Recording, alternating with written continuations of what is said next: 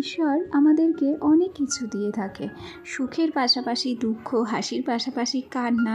কখনো কখনো ঈশ্বর আমাদের দুঃখ দেয় কেন জানো? যাতে আমরা সহনশীল হতে পারি।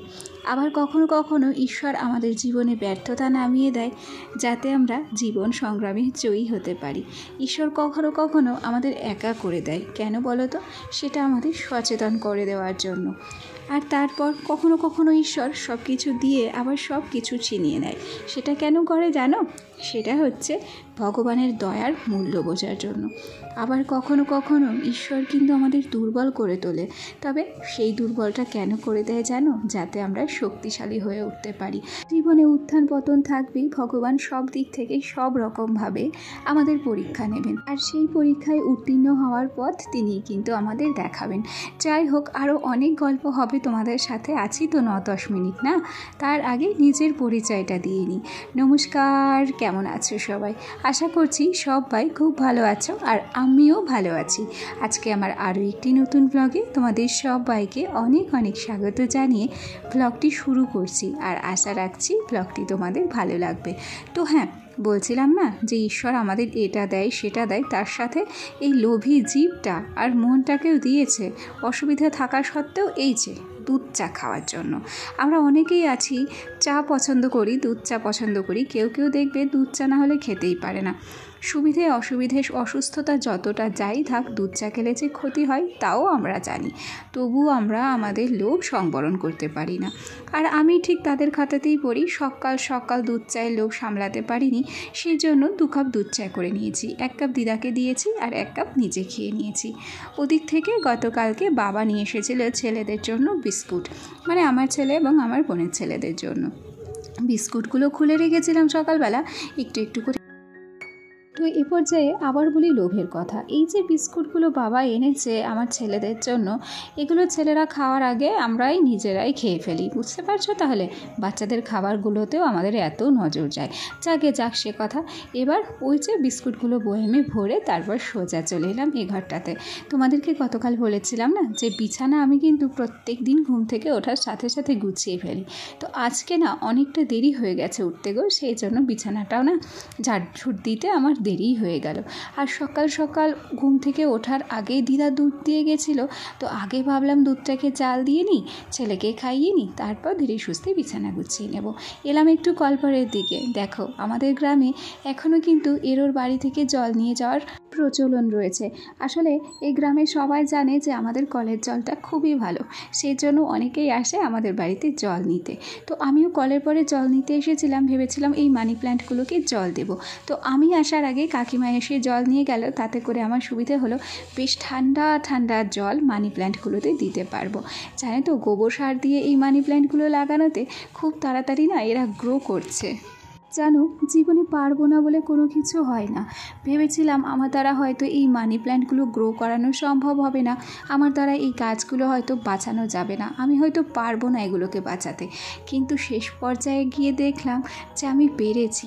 জানো তো, পারবো না থেকে পেরে ওঠার যে আনন্দ, সেটা কিন্তু সত্যিই খুব আলাদা। ওদিক থেকে এই যে মানি প্ল্যান্টগুলোকে জল দিয়ে নিয়েছি, আর তারপর এবার ভাবছি এগুলোকে ঠিকঠাক জায়গায় সরিয়ে দেব, আর তারপর হচ্ছে টেবিলটাকে পরিষ্কার করে নেব। ভাবছি 10 টাকাওয়ালা হরেক মাল যদি আসে তাহলে 2টো ঝুড়ি কিনবো। যদি চৌকো চৌকো 2টো ঝুড়ি কিনতে পারি, তাহলে এই গাছগুলো না সেই ঝুড়ির মধ্যে বসিয়ে রাখলে আর একটু সাজিয়ে রাখলে আরও একটু সুন্দর লাগবে দেখতে। আমরা কি বলো তো, সবশেষে সৌন্দর্যটাকে কিন্তু গুরুত্ব দিই না। সৌন্দর্য বলতে যে আমরা মানুষের বাহ্যিক সৌন্দর্যের কথা বলছি তা নয়। মানুষের সৌন্দর্য কখনোই বাহ্যিক হতে পারে না। মানুষের মনে যে সৌন্দর্যটা আছে সেটাই হচ্ছে আসল সৌন্দর্য। রূপ দেখে কখনো কারোর সৌন্দর্য বিচার করা যায় না। যাই হোক, ওদিক থেকে গাছগুলোকে খাতির যত্ন করে সোজা চলে এলাম কলের পরে। কি পরিমাণে রোদ উঠেছে তোমরা একবারও খেয়াল করেছো? তো সকালবেলার চায়ের কয়েকটা বাসন কোসন ছিল, সেগুলোকেই একটু ধুয়ে নিচ্ছি। আর তার সাথে আজকে এই গ্যাসের ওভেনটাকেও কিন্তু পরিষ্কার করে নিচ্ছি। আর এতটা পরিমাণ রোদ উঠেছে আজকে সকাল থেকে। কটা বাজে বলে তোমাদের ধারণা এখন বলো তো? এখন বাজছে সকাল 8টা। ওদিক থেকে আমার কিন্তু থালা বাসনগুলো ধোয়াও হয়ে গেছে, গেছে। এদিকে চলে এলাম রান্নাঘরের দিকে। আজকে পাড়ায় মাছ এসেছিল, 2 রকম মাছ নেওয়া হয়েছে। আমার ছেলে আবার প্রচণ্ড মাছ খেতে ভালোবাসে, মাছ ছাড়া তার আবার ভাত খাওয়া হয় না, সেই জন্য একটু রুই মাছ নেওয়া হয়েছে। আর নেওয়া হয়েছে ছোট্ট ছোট্ট কাচকি মাছ, যেগুলোকে আমরা চুনো মাছ বলে থাকি। তো চলো আজকে কি কি রান্না হবে সেগুলো একটু তোমাদের সাথে শেয়ার করি। আজকে রান্না হবে চুনো মাছ দিয়ে আলু পেঁয়াজ দিয়ে একটা চচ্চড়ি, আর রান্না হবে মাছের ঝোল, আর হচ্ছে আমের টক। তো যাই হোক, ওদিক থেকে কাজ কমপ্লিট করে সোজা ঘরে ঢুকে গেলাম। আর ঘর থেকে ওই যে বোনের সাইকেলটা বার করে এবার হচ্ছে এই ঘরটাকে গোছাতে চলে এলাম। একে তো প্রচণ্ড গরম, তার উপরে দেখবে গরমকালে কাজগুলো যদি একটু সকাল সকাল করে নেওয়া যায়, যদিও বা এখন সকাল থেকেই পুরো বাঘের মতো রোদ উঠে যাচ্ছে, এমন ভরসা আমরা করতেই পারছি না যে সকালে উঠে আমরা রোদের দেখা পাবো না।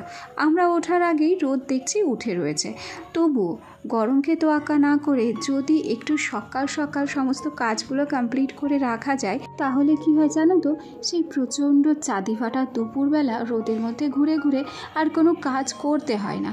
তবে সব দিন কিন্তু সব কাজ সকাল সকাল করা হয় না জানো তো। যেমন আমার মা সারাটা দুপুর ভোর টুকিটাকি কিছু না কিছু কাজ রোদের মধ্যে করতেই থাকে।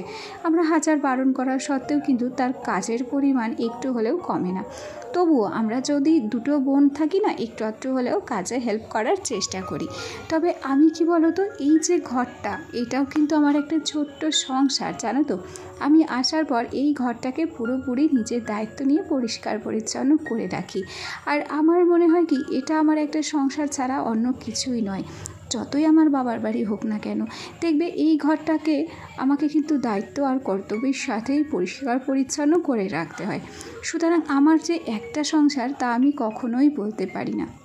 আমার এই 2 সংসারের জন্য সব সময়, সে গরম হোক কিংবা শীত, তীব্র তাপপ্রবাহে মনে ফুল এনার্জি নিয়ে সব সময় দায়িত্বের সাথে এই কাজগুলো আমাকে করতেই হয়। সে কথা বলতে বলতে এই জায়গাটাকে পরিষ্কার করে নিয়েছি। আর তারপর এই যে কসমেটিক্সগুলো দেখো, এগুলো কিন্তু সাজিয়ে রাখছি।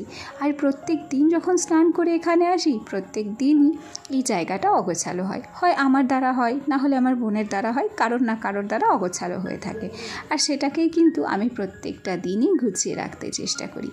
এই পর্যায়ে একটা সত্যি কথা বলি, চেনা পরিচিত বেশ কয়েকজনের কমেন্ট ছাড়া আর কিন্তু আমি জানি না যে তোমরা কোথা থেকে কারা আমার ভিডিও দেখো। তবুও প্রত্যেক দিন তোমাদের সামনে আমার এই দৈনন্দিন কাজকর্মের একটা ভিডিও এবং নতুন নতুন গল্প নিয়ে আসতে আসতে তোমাদের সাথে আমার সম্পর্কটা এরকমই হয়ে রয়েছে। আমি যখন ভিডিওতে ভয়েস ওভার দিই কিংবা কথা বলি, তখন আমার মনে হয় তোমরা জানো আমার কত কাছের, আর তোমরা জানো আমার সামনেও কোথাও আছো, আর তোমাদের সাথে আমি যেন সামনাসামনি কোথাও গল্প করছি, এরকমই একটা অনুভূতি আসে জানো তো। আচ্ছা, নতুন কারা কারা কোথা থেকে আমার ভিডিও দেখলে অবশ্যই কিন্তু একটা কমেন্ট করে জানিও। আর হ্যাঁ, একটা কথা বলে দিই, আমার ভিডিওটি যদি তোমাদের ভালো লাগে তাহলে অবশ্যই করে একটি লাইক করে দিও, একটি কমেন্ট করে দিও। কেন কি তোমাদের একটা ছোট্ট লাইক আর তোমাদের একটা মিষ্টি কমেন্ট আমাকে কিন্তু আরও নতুন নতুন বন্ধুদের কাছে পৌঁছতে সাহায্য করবে। তো যাই হোক, সে কথা বলতে বলতে ওদিকে খাটটাকে আমি মুছে নিয়েছি। আর আজকে খাটের স্ট্যান্ডগুলোকে বেশ ভালো করে মুছেছি। ওগুলোতে অনেক সময় দেখা যায় কি, ছেলের জামা কাপড়গুলো মেলতে হয় আর ওখানেও প্রচণ্ড ধুলো জমে, সেই জন্য একটা ভেজা কাপড়ের সাহায্যে ওগুলোকে মুছে নিলাম। আর এদিক থেকে আজকে দরজাটাও মুছে নিচ্ছি। আর এই দরজাটা আমরা এখনও পর্যন্ত রং করিনি, কেন কি ঘরটার যে মালিক সেই নেই, তার অনেক আশা আকাঙ্ক্ষা ছিল, সে পারেনি। সেই জন্য সময় সুযোগ বুঝে আমরা হয়তো কিছুদিন পর ঘরটাকে রং করতে পারি, যদি সাইডে কখনো আমাদের ঘর ওঠে তখন। তো যাই হোক, এই পর্যায়ে সোজা চলে এলাম হচ্ছে রাত্রিবেলা, রাত্রি সঠিক নয়, সন্ধেবেলা। আজকে সন্ধেবেলা টিফিনে হচ্ছে নুন ছোলা। প্রত্যেক দিন আমাদের চা মুড়ি হয় ঠিকই, কিন্তু এই সমস্ত টিফিন কিন্তু আমাদের বাড়িতে খুবই কম হয়। আর ওদিক থেকে গতকাল রাত্রে ঘুমের ঘরে আমার ছেলে কান্না করে উঠেছিল চপ খাবে করে, তাই আমার বাবা আজকে চপ তারপর কিছু পেঁয়াজি নিয়ে আসা হয়েছে, সেটা দিয়ে একটু মুড়ি খাওয়া হবে। আর আগে রাত্রিবেলা আলু সেদ্ধ কিংবা ডাল সেদ্ধ ভাত হতো, এখন এত গরমে আমরা সেদ্ধ ভাত পছন্দ করি না, হালকা পাতলা একটু তরকারি রান্নার চেষ্টা করে মা। তো আজকে রান্না হবে আলু চচ্চড়ি।